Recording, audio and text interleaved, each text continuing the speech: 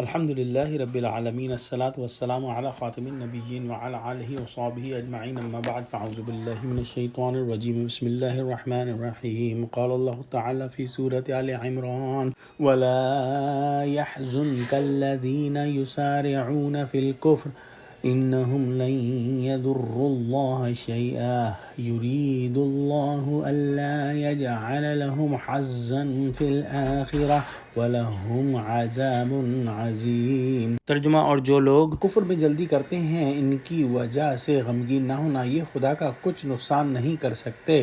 خدا چاہتا ہے کہ آخرت میں ان کو کچھ حصہ نہ دے اور ان کے لیے بڑا عذاب تیار ہے۔ غزوہ احد میں مسلمانوں کو جو عارضی شکست ہوئی اس سے منافقین کی زبانیں کھل گئیں۔ وہ کہتے تھے کہ اگر محمد صلی اللہ علیہ وسلم نبی ہوتے تو انہیں ہرگز ہزیمت نہ ہوتی۔ ان کی باتوں سے قلب مبارک پر حزن و ملال طاری ہوتا تھا، چنانچہ یہ آیتیں جو ہیں وہ نازل ہوئیں۔ جو لوگ جلدی سے کفر میں جا پڑتے ہیں آپ ان کی وجہ سے پریشان نہ ہوں، وہ اللہ کا کچھ بھی نہیں بگاڑ سکتے۔ اللہ تعالیٰ چاہتا ہے کہ آخرت میں ان کا کوئی حصہ نہ رہے، وہاں ان کے لیے بڑا عذاب تیار ہے۔ حضور صلی اللہ علیہ وآلہ وسلم سے خطاب کر کے فرمایا گیا کہ آپ منافقوں کی کفریہ باتوں اور کافروں کی سازشوں سے پریشان نہ ہوں، یہ اللہ اور اللہ کے نیک بندوں کا کچھ بھی نہیں بگاڑ سکتے۔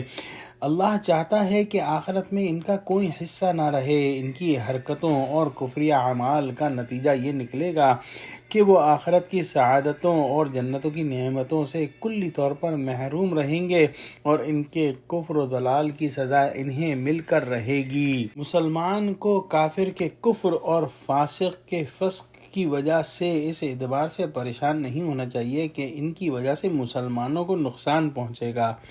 البتہ امام قشیری رحمۃ اللہ علیہ فرماتے ہیں کہ کافر کے کفر پر غمگین ہونا اطاعت اور کار ثواب ہے، لیکن جب حضور صلی اللہ علیہ وآلہ وسلم کا جو ہے وہ اس بارے میں ذکر ہے تو ان کا غم جو ہے وہ حد سے بڑھ جاتا تھا، اس لیے اللہ سبحانہ وتعالیٰ نے آپ کو دل پر غم لینے سے اس آیت میں منع فرمایا ہے۔ اگلی آیت میں ارشاد فرمایا ان الذین اشتروا الکفر بالایمان لن یضروا اللہ شیئا ولہم عذاب علیم۔ ترجمہ: جن لوگوں نے ایمان کے بدلے کفر خریدا وہ خدا کا کچھ نہیں بگاڑ سکتے اور ان کو دکھ دینے والا عذاب ہوگا۔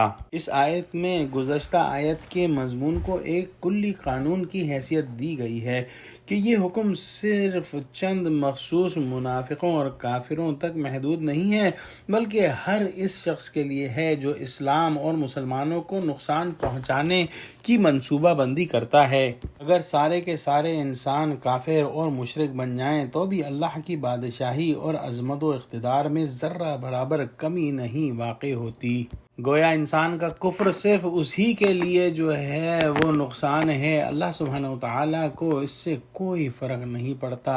اگلی آیت کے اندر ارشاد فرمایا وَلَا يَحْسَبَنَّ الَّذِينَ كَفَرُوا أَنَّمَا نُمْلِي لَهُمْ خَيْرٌ لِأَنفُسِهِمْ إِنَّمَا نُمْلِي لَهُمْ لِيَزْدَادُوا إِثْمًا وَلَهُمْ عَذَابٌ مُّهِينٌ۔ ترجمہ: اور کافر لوگ یہ خیال نہ کریں کہ ہم جو ان کو مہلت دیے جاتے ہیں تو یہ ان کے حق میں اچھا ہے، نہیں، بلکہ ہم ان کو اس لیے مہلت دیتے ہیں کہ اور گناہ کر لیں، آخرکار ان کو ذلیل کرنے والا عذاب ہوگا۔ کافروں اور ظالموں کو لمبی عمر اور مال و دولت کا حاصل ہو جانا ان کے حق میں سود مند نہیں بلکہ نقصان دہ ہے، اس لیے کہ وہ اللہ کی دی ہوئی زندگی اور دولت کو خیر کے کاموں میں استعمال نہیں کرتے، بلکہ ان کی زندگی کا ہر دن اور ہر سال ان کے گناہوں میں اضافے کا ہی سبب بنتا ہے، جس کی وجہ سے وہ بالآخر ذلت آمیز عذاب کے مستحق